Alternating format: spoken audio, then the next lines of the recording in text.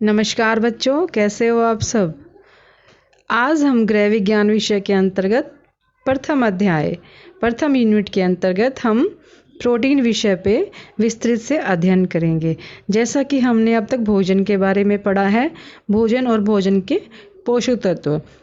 तो भोजन है क्या? मुख्य भोजन प्रोटीन, कार्बोज, खनिज लवण, विटामिन, वसा, जल और फोक, ये सबसे मिलके भोजन बना होता है। ये पोषक तत्व होते हैं। आइए हम प्रोटीन के विषय में विस्तृत से चर्चा करते हैं। प्रोटीन है क्या? प्रोटीन हमारी त्वचा, मांसपेशियां, हड्डियां और शरीर के तरल पदार्थों में एक उपस्थित होता है, जिसे हम शरीर निर्माणक तत्व भी कहते हैं, यानी कि बॉडी बिल्डिंग न्यूट्रिएंट्स भी कहते हैं, क्योंकि यह हमारे शरीर के विकास के लिए बहुत ज़रूरी है। अगर जन्म से पहले प्रोटीन की कमी रह जाती है या माँ गर्भावस्था में प्रोटीन नहीं ले पाती है तो शिशु मानसिक रूप से अपंग और अविकसित रह जाता है। प्रोटीन की संरचना। प्रोटीन जटिल नाइट्रोजन सहित कार्बनिक मिश्रण है जो छोटे छोटे यूनिट से मिलकर बनता है, जिन्हें हम अमीनो एसिड्स कहते हैं। इसमें कार्बन, हाइड्रोजन, नाइट्रोजन पाई जाती है। प्रोटीन वास्तव में ग्रीक शब्द है जिसका अर्थ है सबसे जरूरी। प्रोटीन एक जटिल कार्बनिक पदार्थ है जिसका गठन हाइड्रोजन, ऑक्सीजन और नाइट्रोजन तत्वों के अणुओं से मिलकर होता है।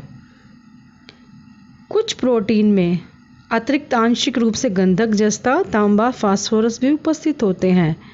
ये जीव द्रव्य मुख्य अवयव है जो हमारी शारीरिक वृद्धि और विकास के लिए सहायक है।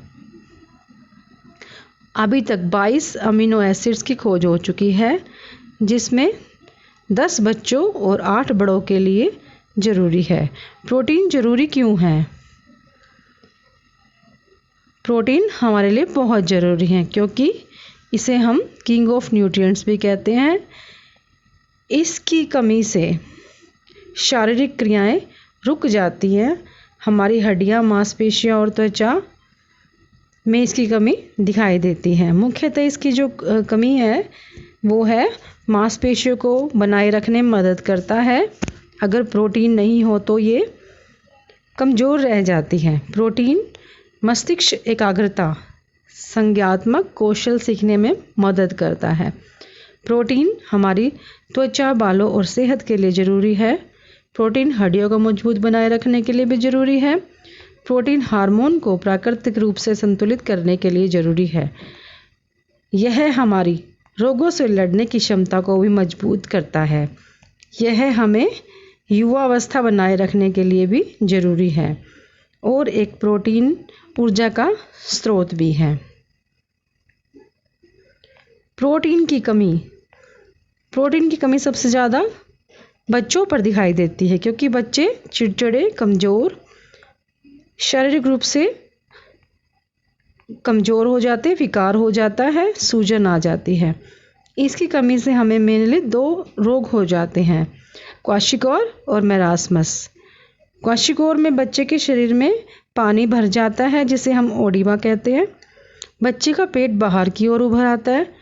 कोशिकाओं में पानी भर जाता है और जो नाइट्रोजन है, नाइट्रोजन अत्यधिक कमी के चलते संतुलित नहीं बन पाता। इसकी वजह से मांसपेशियां नष्ट हो जाती है और सिकुड़ जाती है। वृद्धि विकास भी रुक जाता है।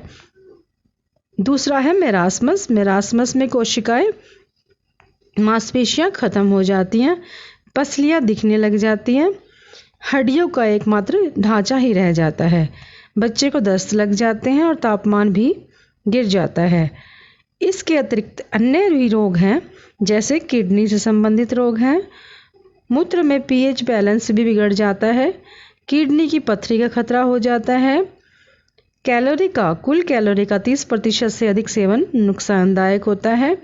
कीटोन की मात्रा भी बढ़ जाती है, जो कि एक शरीर में विषैला पदार्थ है। अत्यधिक प्रोटीन से शरीर में कोलेस्ट्रॉल का स्तर बढ़ जाता है और जिससे स्ट्रोक और कैंसर भी हो सकता है। प्रोटीन की मात्रा बढ़ने से बच्चों कार्बोहाइड्रेट का सेवन कम हो जाता है, जिससे शरीर में फाइबर कम मिलता है। प्रोटीन के मेटाबॉलिज्म से निकलने वाले व्यर्थ पदार्थों को शरीर से बाहर निकलने में शरीर को परेशानी होती है। ये मुख्यतः इसकी कमी से होने वाले रोग हैं। अब ये हमें प्राप्त कहाँ से हो? प्रोटीन के स्रोत। प्रोटीन के स्रोत मुख्यतः हैं पशुजन्य मांसाहारी प्राप्ति स्रोत, पशुजन्य शाकाहारी प्राप्ति स्रोत। पशुजन्य मांसाहारी स्रोत के अंतर्गत हम अंडा, मांस, मछली, मुर्गा सम्मिलित करते हैं। पशुजन्य शाकाहारी स्रोत के अंतर्गत हम दूध से बने पदार्थ जैसे दही, पनीर आदि को हम शामिल करते हैं। और वनस्पतिक प्रोटीन प्राप्ति के स्रोत जैसे अनाज, गेहूं, चावल, दालें और कुछ हरी पत्तेदार सब्जियां होती हैं। इसके अतिरिक्त प्रोटीन को पौष्टिक विशेषताओं के आधार पर वर्गीकृत भी करते हैं, जैसे संपूर्ण प्रोटीन, आंशिक प्रोटीन, अपूर्ण प्रोटीन। संपूर्ण प्रोटीन जैसे अंडा, मीट, दूध, सोयाबीन और आंशिक प्रोटीन जैसे अनाज व दालें। इसके अतिरिक्त अपूर्ण प्रोटीन जैसे मक्खी का जीन और जेलेटिन। ये देखिए इस पिक्चर में देखो, पशुजन्य स्रोत, वनस्पतिक जन्य स्रोत, दूध, मांस, मेवे, हरी सब्जियां, अंडा, मछली। प्रोटीन की आवश्यकता आपके भार और आपके कैलोरी इंटेक पर निर्भर करता है, क्योंकि आपके कुल कैलोरी का 20 से 30% प्रोटीन से ही आना चाहिए। अगर आप प्रतिदिन 2000 कैलोरी का सेवन करते हैं तो उसमें 600 कैलोरी प्रोटीन से मिलना चाहिए। आशा है आपको प्रोटीन अच्छे से समझ में आया होगा। धन्यवाद।